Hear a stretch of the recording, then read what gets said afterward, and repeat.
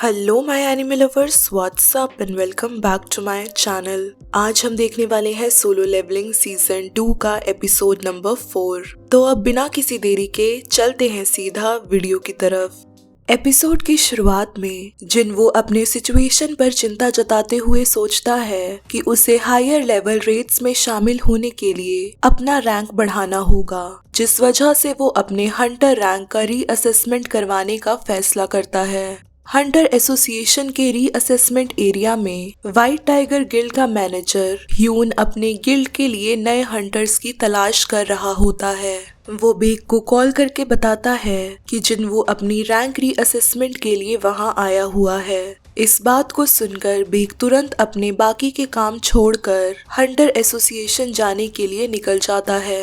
एक औरत जिनवू को वेटिंग एरिया तक ले जाती है, जहां बाकी के हंटर्स भी असेसमेंट प्रोसेस का वेट कर रहे होते हैं। थोड़ी देर बाद जिनवू असेसमेंट एरिया में एंटर करता है। एक फीमेल एसोसिएशन वर्कर जिनवू के रीअसेसमेंट के दौरान दिक्कत में पड़ जाती है, क्योंकि प्रोसेस के दौरान मशीन में बार बार एरर शो हो रहा था। इस प्रॉब्लम को सॉल्व करने के लिए एक और वर्कर रूम में आकर जांच करता है। वो कहता है कि जिनवू के पावर्स इतने ज्यादा हैं कि मशीन उसे मेजर नहीं कर सकती। इसका मतलब ये था कि उन्हें कोरिया का 10th एस रैंक हंटर मिल चुका था। दूसरी तरफ चोई और वू जिन चुल रेड गेट इवेंट के बारे में चर्चा कर रहे होते हैं। चोई उस नॉन गिल्ड मेंबर के बारे में जानना चाहता था जिसने रेड में शामिल होकर बाकी के लोगों को बचाया था। उस दिन रेड गेट के बाहर जिन चुल भी मौजूद था, लेकिन वो कहता है कि उसके पास अभी तक इस बारे में पूरी जानकारी नहीं है। तभी एसोसिएशन के लॉबी में किसी बात को लेकर लोगों में क्योस शुरू हो जाता है, जिसे सुन के चोई और जिनचुल वहां जाने का फैसला करते हैं। लॉबी में कई लोग जिनवू के बारे में चर्चा कर रहे होते हैं कि कैसे मशीन उसके पावर को इवैल्यूएट नहीं कर पा रही। एक वर्कर जिनवू को बताता है कि उनकी रीअसेसमेंट मशीन सही तरह से काम नहीं कर रही है, इसलिए उसे 3 दिन बाद वापस से अपना असेसमेंट करवाने आना होगा। इतने में वू जिनचुल और चोई लॉबी में एंटर करते हैं। चोई एक बार में ही जिनवू को देखकर उसकी पावर्स का अंदाजा लगा लेता है। वो बहुत फ्रेंडली वे में जिनवू को ग्रीट करता है और उसे गिल्ड्स के बारे में बात करना चाहता है। जिनवू कहता है कि वो अभी बिजी है और बिना चोई से बात किए वहां से चला जाता है। लोगों में इस बात को लेकर फिर से क्योस शुरू हो जाता है कि जिनवू ने इतने बड़े हंटर को रिजेक्ट कर दिया। तभी बेक लॉबी में हाफते हुए एंटर करता है, जो स्पेशली जिनवू से मिलने ही आया था। ह्यून उसे बताता है कि जिनवू बिना कुछ बोले वहां से चला गया है। प्रेसिडेंट बेक को देखकर चोई समझ जाता है कि जिनवू वही नॉन गिल्ड मेंबर है जिसने व्हाइट टाइगर गिल्ड का रेड गेट क्लियर किया था। जिनवू अपनी माँ से मिलने के लिए हॉस्पिटल गया हुआ था। जब वो हॉस्पिटल रूम से बाहर आता है तो उसे वहाँ जिनचुल मिलता है। उसने भी जिनवू की रियल एबिलिटीज को पहचान लिया था। साथ ही जिनचुल उसका परिचय गो गुनही से करवाता है। गो गुनही जिनवू को एस रैंक अचीव करने पर बधाई देता है और कहता है कि उसके जैसे इंसान के लिए किसी भी मशीन की जरूरत नहीं है, क्योंकि ये रैंक उसने खुद कमाया है।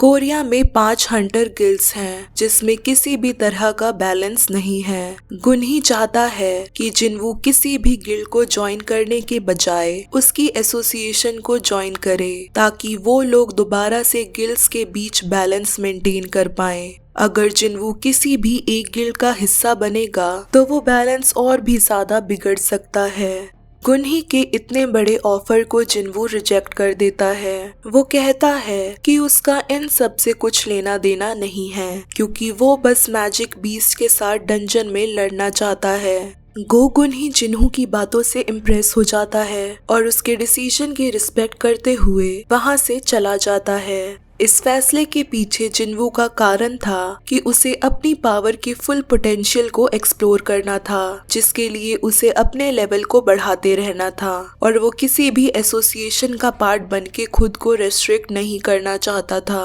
अगले दिन डेप्यूटी डायरेक्टर हुआंग डोंगसो से मिलने हॉस्पिटल आता है। वो ये जानना चाहता था कि क्या संग टू हुआन सच में एक मैजिक बीस्ट है जिसने हुआंग की ये हालत की थी। दूसरे ह्यूमन से अपनी हार को कवर अप करने के लिए हुआंग कहता है कि संग टू हुआन मैजिक बीस्ट है। डेप्यूटी डायरेक्टर बताता है कि वो लोग संग टू हुआन की तलाश में हैं, लेकिन उन्हें लगता है कि उसे पकड़ना बहुत मुश्किल है। डायरेक्टर के जाने के बाद हुआंग अपनी लड़ाई के बारे में सोचता है। संग टू हुआन ने उससे कहा था कि वो उसकी फैमिली से दूर रहे, नहीं तो वो उसे मौत के बाद भी नहीं छोड़ेगा। हुआंग अपनी इस बेइज्जती को बर्दाश्त नहीं कर पाता और अब वो सन 2 से बदला लेना चाहता है, जिसके लिए अब उसे आर्टिफैक्ट्स को रिट्रीव करना है। इस दौरान जिनवू अपने कंप्यूटर पर आर्टिफैक्ट्स के बारे में रिसर्च कर रहा होता है। जिनवू चाहता था कि अब की बार वो डीमन कासल में पूरी तैयारी के साथ जाए, जिससे वो सबसे पावरफुल फाइनल बॉस को हरा सके,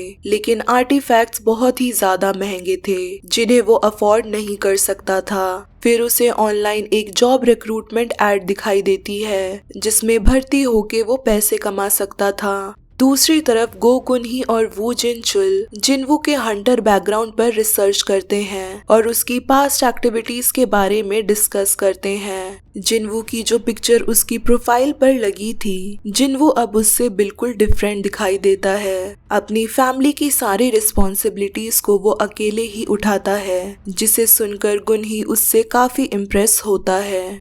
वो जिनचुल ये भी बताता है कि रिसेंटली जिनवू ने माइनिंग में काम करना शुरू किया है। जॉब पर जिनवू का पहला दिन होने के कारण मैनेजर उसे माइनिंग के बारे में समझाता है। डंजन रेड में टीम वर्क से काम किया जाता है। सबसे पहले असॉल्ट टीम, जिसमें हंटर्स आते हैं, वो मैजिक बीस्ट को हराते हैं। फिर माइनिंग टीम डंजन से माना को कलेक्ट करते हैं। आखिर में रिकवरी टीम मैजिक बीस्ट की डेड बॉडी को कलेक्ट करते हैं। असॉल्ट टीम में शामिल चोई जोंग इन और चाहे इन डंजन के अंदर के मैजिक बीस्ट को मार के गेट से बाहर निकलते हैं। चाहे इन माना की स्मेल को बर्दाश्त नहीं कर सकती थी, जिसके कारण वो रेड्स के दौरान हमेशा अपनी नोज को कवर रखती थी। जिनवू असॉल्ट टीम को बाहर आता देखकर समझ जाता है कि उन्होंने बॉस बीस्ट को नहीं मारा है, क्योंकि बॉस को मारने से डंजन का गेट क्लोज हो जाएगा। वो पहले माइनिंग टीम को माना कलेक्ट करने देना चाहते थे, फिर एंड में बॉस को मार के गेट को क्लोज।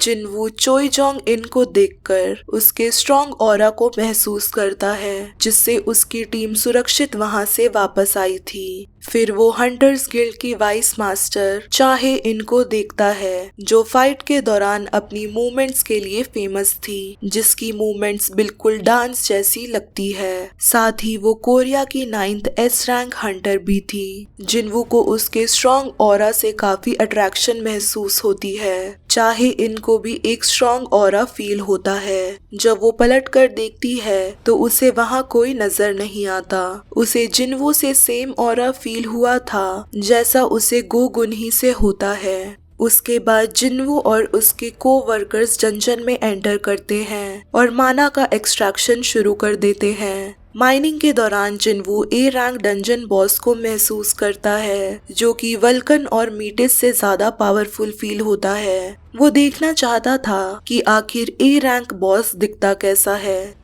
रैंक ई हंटर होने के कारण जिनवू को यहाँ भी बाकी के वर्कर्स मिसट्रीट करते हैं, लेकिन जब वो उसका काम और स्ट्रॉन्ग बॉडी देखते हैं तो हैरान रह जाते हैं। लंच ब्रेक के लिए जब बाकी के वर्कर्स डंजन के बाहर चले जाते हैं, जिनवू ये बहाना बनाकर डंजन में ही रहता है कि वो अपना पूरा काम खत्म करके ही ब्रेक लेगा। सही मौका देखकर जिनवू ए रैंक डंजन बॉस के चैम्बर की तरफ जाता है। वो जानता था कि उसे बॉस को मारना नहीं चाहिए, लेकिन फिर भी वो उससे लड़ने का मन बना लेता है। तभी चाहे इन वहां आकर जिनवू को रोक लेती है और उससे पूछती है कि आखिर तुम यहाँ अकेले क्या कर रहे हो।